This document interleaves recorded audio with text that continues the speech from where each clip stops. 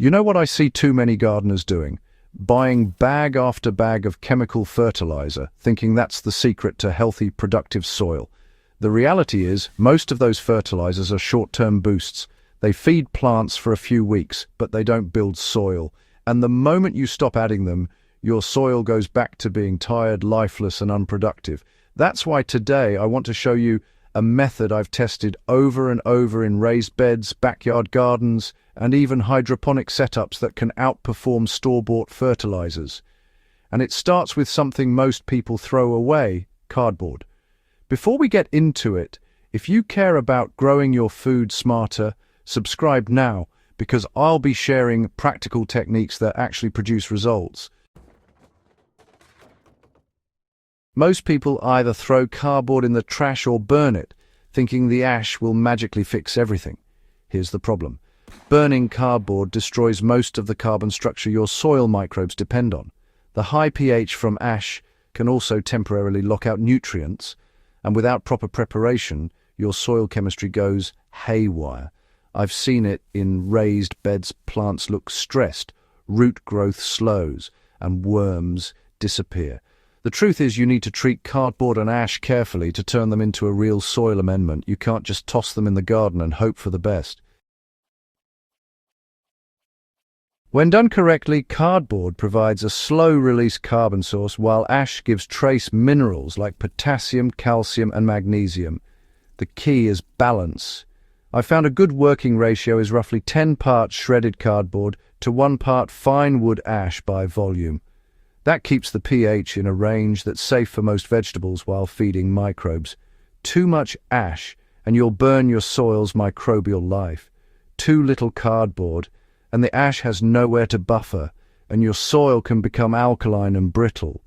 In practical terms, if you're working with a small 4x4 foot raised bed, shred about 2 to 3 standard cardboard sheets. Soak them for a day in water to make them pliable and encourage microbial activity, and then sprinkle about half a cup of fine wood ash across the surface before mixing it in. The soaking is crucial. Dry cardboard will resist decomposition and can actually tie up nitrogen when it starts breaking down. I start by layering my garden with a 1 to 2 inch base of moist compost or worm castings. On top of that, I add the soaked cardboard, tearing it into strips roughly 1 to 2 inches wide. Then I evenly sprinkle the ash, mixing it lightly so it's incorporated but not buried too deep. For heavier clay soils, I'll add a handful of coarse sand or grit at this stage to improve drainage. For sandy soils, I sometimes mix in a bit more compost or even hydrated clay to help retain moisture. Over the course of a month, worms and microbes start pulling this material into the soil, and by planting thyme, the bed has a fluffy, nutrient-rich layer that holds water better and encourages strong root growth. Yes, you can do a version of this in hydroponics, though you have to be precise. I've tested it in nutrient film technique channels and deep water culture setups by pre-composting the cardboard and ash mix in a small FCMP Outdoor 2-tray worm vermicomposter. Link is in the description. The vermicomposter accelerates decomposition and produces worm tea, which I then dilute 1-to-1 with water. That liquid is a mineral-rich, microbe-friendly solution that I feed to my hydroponic plants. It's a slow-release approach that gives roots beneficial compounds without shocking them with high salt or pH spikes like some synthetic fertilizers do. If you apply this cardboard and ash mix properly, you're feeding soil life first and plants second. That's why it works better than a lot of fertilizers I've used over the years. Plants grow more resilient, leaves are greener, and root systems expand much deeper because the soil has structure, water holding capacity, and active microbes doing the work. In raised beds, I can reuse the same beds for years without adding synthetic fertilizers, as long as I refresh with cardboard, ash, and composted matter annually. It's literally turning waste into wealth. One mistake I see is overloading beds with ash, thinking more is better. More ash can spike soil pH above 8, which is toxic to many vegetables. Another mistake is skipping the soaking step. Dry cardboard in beds will wick nitrogen out of the soil as it breaks down. And don't add meat, oily scraps, or disease plant material to this mix. It invites pests and pathogens. Stick to shredded cardboard, paper, coffee grounds, eggshells, and other neutral brown and green compost materials. A tool I swear by is the FCMP Outdoor 2-tray worm vermicomposter. I've included the link in the description. What's great about this unit is that it maintains moisture perfectly and encourages worms to migrate naturally between trays. I use it to pre-process the cardboard and ash mix before applying it to beds. The worms convert it into rich castings, and the liquid worm tea is a perfect top-up for nutrient-hungry crops. The system also prevents odor, keeps your worms happy, and accelerates the breakdown process. I can't overstate how much faster and cleaner the decomposition is compared to traditional compost piles.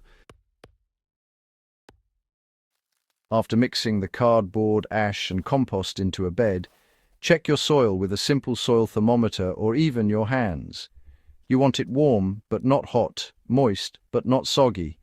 Worms should be actively burrowing. Microbes will give the soil a sweet, earthy smell. If it smells sharp or ammonia-like, you've got a nitrogen imbalance and need to add more green matter. For hydroponic solutions, let your worm tea sit for a few days so solids settle and the pH stabilizes before feeding your plants. For small raised beds, you can expect to see strong results in 4 to 6 weeks. For larger beds or heavier clay soil, give it 2 to 3 months for full incorporation. In hydroponics, worm tea can be applied weekly in a diluted form. This is not instant magic, but it consistently produces better yields, tastier vegetables, and healthier soil life over time than many commercial fertilizers I've tested.